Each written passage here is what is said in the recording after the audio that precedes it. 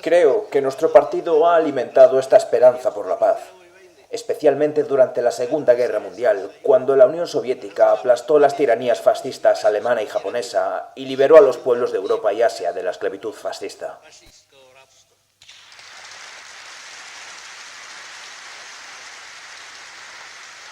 Estas palabras, entonadas hace más de 70 años por Joseph Stalin, reflejan no solo la victoria de un pueblo sobre la amenaza nazifascista de mediados del siglo XX, sino la superioridad evidente del sistema social y económico socialista, que ha puesto desde la Revolución de Octubre de 1917 al capitalismo en crisis permanente.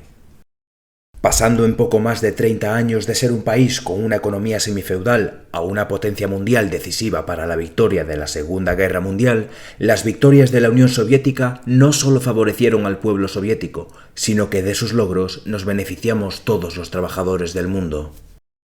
Hoy, en un mundo en el que la Unión Soviética no está presente y en el que los derechos de la clase trabajadora no hacen más que retroceder, recordamos algunas de las hazañas más reseñables de la URSS durante el siglo XX.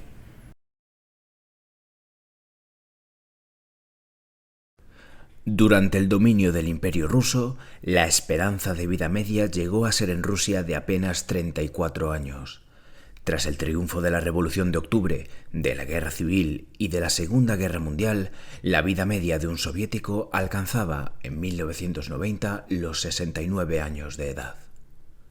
Todo esto es resultado de la fuerte inversión del Estado soviético en un sistema sanitario universal y gratuito. La socialización de la ciencia y la tecnología permitieron que los avances médicos despuntasen con respecto al resto del mundo. Así, retos como la erradicación de la malaria o la viruela fueron posibles gracias a la Unión Soviética.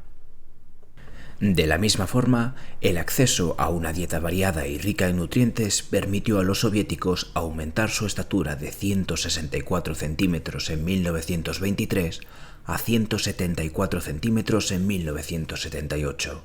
Además, el consumo de calorías era más elevado que la media de los países occidentales, lo que permitió que la población aumentase de 100 millones a casi 150 millones de habitantes solo en Rusia.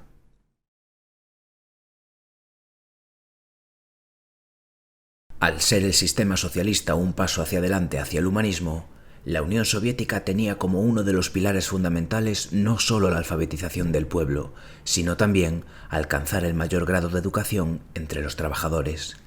Así, podemos encontrarnos como mientras en 1913 existían 112.000 estudiantes de universidad, en 1940 este número alcanzaba ya los 650.000. De la misma forma, las escuelas técnicas pasaron de tener 35.800 egresados a casi 1 millón.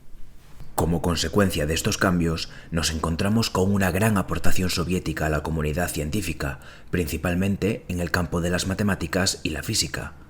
Andrei Kolmogorov, Lev Landau o Piotr Kapitsa son algunos de los ejemplos de personalidades científicas destacadas en el siglo XX. Otra de las áreas más destacables de la ciencia soviética fue la astronáutica, siendo los primeros en poner en órbita un satélite, pero también mandando al primer hombre, Yuri Gagarin, y la primera mujer, Valentina Tereskova, al espacio.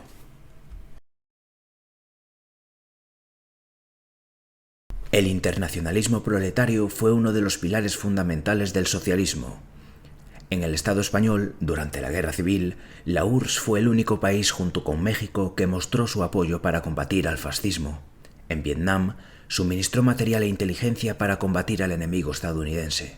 Angola, Mozambique, Sudáfrica, Afganistán, innumerables trabajadores de todo el globo terráqueo recibieron la ayuda internacionalista socialista para liberarse del yugo del colonialismo y de la explotación. Como vemos, el socialismo no es una fuente de muerte y pobreza como se repite día sí y día también en los medios de comunicación capitalista. La realidad y la historia son tozudas y no pueden hacer otra cosa que inclinarse ante los logros de más de 80 años de socialismo en el siglo XX. Hoy, con un capitalismo en bancarrota, pretenden hacernos pensar que la solución es agachar la cabeza y asumir que no existe una alternativa, que la pobreza galopante es inevitable y que derechos como las pensiones o la jornada laboral de 8 horas son insostenibles. Ante todo esto, los comunistas no nos arrodillamos. Conocemos el potencial que tienen los trabajadores y sabemos que otro futuro es posible. Nuestro camino hoy pasa por unir a las masas trabajadoras, llevarlas por el camino revolucionario y combatir la fuente de toda miseria, el capitalismo.